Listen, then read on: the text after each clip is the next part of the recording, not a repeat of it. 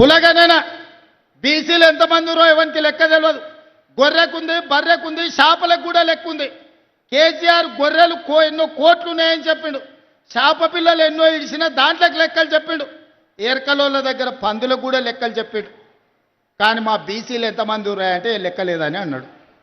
దుర్మార్గంగా ఈ విధంగా 100 ఏళ్ల నుంచి మా బీసీల లెక్కలు తేలకపోతే, బీసీలే కాదు 100 ఏళ్ల నుంచి లెక్క పెట్టకపోతే ప్రతి కులాన్ని లెక్క కట్టి లెక్కలు తేల్చి ఇవాళ బీసీలు 56% ఉన్నారని లెక్క తేల్చి ఈ దేశానికే ప్రపంచానికే 100 సంవత్సరాల నుంచి చిక్కుముడిగా ఉన్న కులాల వర్గీక కులాల లెక్కలు తేల్చి ఇవాళ మన ప్రభుత్వం ఈ పనులు చేసింది.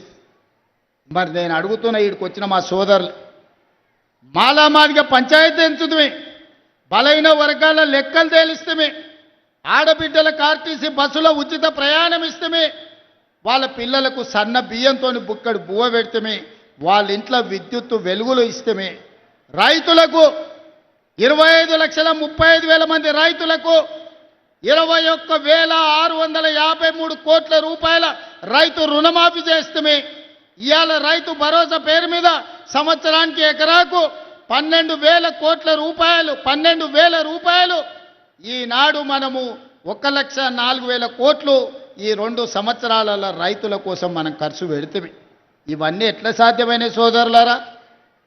రూపాయి కూడబెట్టి సంక్షోభంలో ఇరుక్కపోయిన రాష్ట్రాన్ని సరైన దిశగా నడిపించడానికి నిరంతరం పనిచేసినాం. ఈ వేగంతో ఉన్న కష్టాలను అధిగమించుకుంటూ గ్రామాలలో మనం చూస్తాం, ఉన్న పలంగా తండ్రి వ్యసనాలకు బానిసై ఓ పక్కన పత్తాలాడి ఓ పక్కన మందు తాగి ఉన్న ఆస్తులమ్మి ఏడ దొరికిన కాడాల అప్పు తెలిసి సంసారం జడగొడితే పెద్ద కొడుకు బాధ్యత తీసుకొని తండ్రి చేసిన అప్పులన్నీ కట్టి ఊర్లో పోయిన ఇజ్జతు నిలబెట్టుకోనికే ఊర్లలో ఇంటి పెద్ద కొడుకు ప్రయత్నం చేస్తాడు.